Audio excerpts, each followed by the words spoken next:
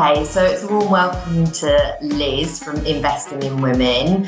Do you want to introduce yourself, Liz, and tell us a little bit more around investing in women? Absolutely. Thank you so much for having me, Catherine. So me and Catherine go way back because I started in recruitment in 2007 and worked with Catherine when we worked for a huge recruitment firm. I remember shadowing Catherine because has always been brilliant in recruitment. And I worked my way up in that agency, first of all, recruiting qualified accountants, and then HR professionals into banking, and then moved in-house to one of the big four where I recruited their consultants. And then, like lots of people, was made redundant during the height of the pandemic. At that point, I was part-time. I was the only part-time person in my team and the one that was made redundant.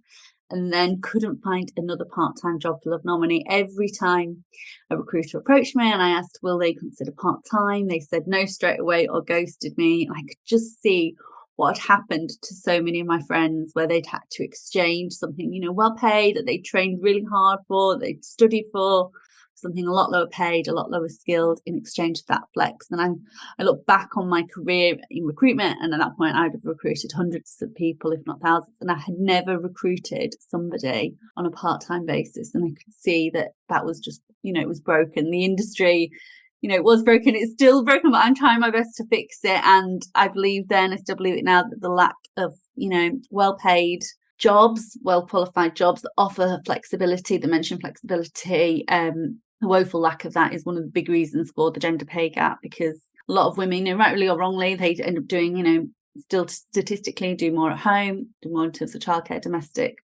things around the house, look more likely to look after elderly parents, elderly relatives. They, there's statistics that show women are more likely to be employed part-time, look for part-time work, and are therefore penalised by not getting, that flexible work. So I think that's a big reason for the gender pay gap, which obviously leads into the pension pay gap. So that's why I set up Investing in Women, to try and help people find flexible part-time or remote jobs, and obviously help those brilliant forward-thinking companies hire them as well. Brilliant. And so tell us a little bit more actually about Investing in Women and what you actually do. Yeah, so it was a job board, but actually I would say it's like a hybrid, and I think it's a really nice space to be in. So we help businesses connect with people that are looking for flexible and part-time work, and obviously those people that want that flexible work, we'll signpost them to the roles. We run weekly Facebook, LinkedIn lives with experts on topics aimed predominantly to empower women, but obviously anybody can watch, and we have so many men in our community as well. We speak to employment solicitors during these lives about pregnancy discrimination, maternity leave, returning to work. We do things more around, we've got nutritionists, for example, chatting with us tomorrow about how to look after your health during premenopause and postmenopause. I know there's a lot of our community that are facing that. And then we've got a weekly podcast as well called Work It Like a Mum, where I interview amazing women in the workplace that have just done brilliant things, whether that's employed or self-employed. Quite a load of business owners chatting with me as well, and it's been really interesting to hear about what's worked for them. Particularly those that have stayed employed. Why have they stayed with their organisation? Why were they attracted to that organisation in the first place? Why have they thrived? And if they've left, why have they left? And so that's been such an education piece for me, actually. I've learned so much. We've been doing the podcast now for a year. Then we've got a community around, we've got a Facebook group, there's thousands of people now, I think of us in our community, and it's great. Amazing. It's amazing what you've done to use your platform to educate more people in the community as well. And I find that we're trying to do the same, through our kind of podcast and through our Women in Tech Roundtable. So I know at the moment, approximately 20% of females make up the sort of tech industry. What impact do you think you're having on the tech industry, and what are your plans for 2024? Yeah, so there's quite a lot of plans for 2024. In terms of the tech industry, I've worked with some organisations, brilliant organisations that design programmes to help women that have maybe not worked in tech before to start a tech career. So those are some brilliant organisations, help them find some amazing talent, work with large organisations that run returnships and help them access that talent as well that's looking to return back into the tech workspace, or again, organisations that are, you know, directly offering training opportunities. Because obviously a lot of women, I mean, when we were younger, I mean, there wasn't tech, was there? I remember there was like one shared computer in my school. So it's got actually telling, you know, presenting these opportunities and presenting this as a career to women that they can do.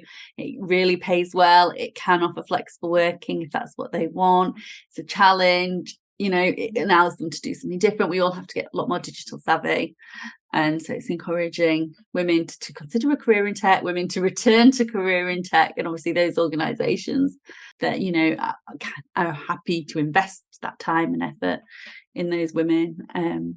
Well. And so your plans for 2024, have you got anything specific? Yes, we launched the Investing in Women consultancy in November. So we're recording in October. So yeah, that's exciting. That's it's a consultancy that's going to be helping advising organisations on how to attract, retain and promote more women in their organisations. So all the tools and strategies and policies that actually really are proven to work and will work for their organisation as well, because obviously it's not a one size fits all. Every organisation is different, every business needs different things, and actually making sure that businesses can see the benefit as well of retaining women. I mean, you know as well as I do how much it costs to hire new people, so that's obviously the first step. You don't want, you know, as a business, you don't want to be losing people if you can help it. And then you know, there's been so many studies that show, you know, diverse leadership teams are more profitable, they're more productive, and they, you know, they better serve their customers as well. So it's actually showing the benefits to organisations as well. So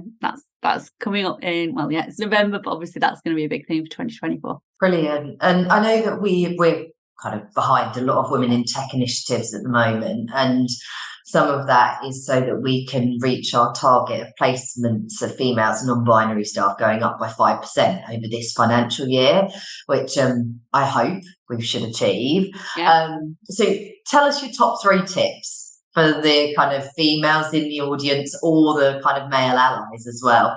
Yeah, I mean, there's so many I mean, I think one of the big things that I've noticed has been quite a running theme, and probably never really appreciated it before, but the importance of like mentorships, or, you know, mentors, champions, coaches, allies, like you say. So somebody in the organization, you know, for example, there was a lady on the podcast, she's now a COO of an asset management firm. She had 4 children quite close together, and at that point she was, you know, by her own admission, she was really struggling.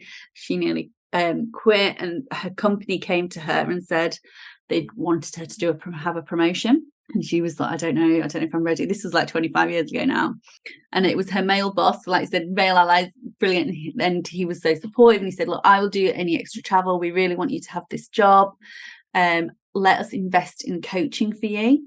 So they brought in an external coach. She had this external coach as well, and who gave her loads of tips and advice, and just helped her see things more clearly, helped her feel like on top of it, less overwhelmed. And she has stayed there now, and she's, you know, continued to climb up the ranks. She's now COO of an asset management firm. And I just think it's that investment in staff, making them feel valued, making them feel appreciated, you know, not maybe assuming anything as well, working in collaboration with individuals. But I think that's it. It's just making them feel seen.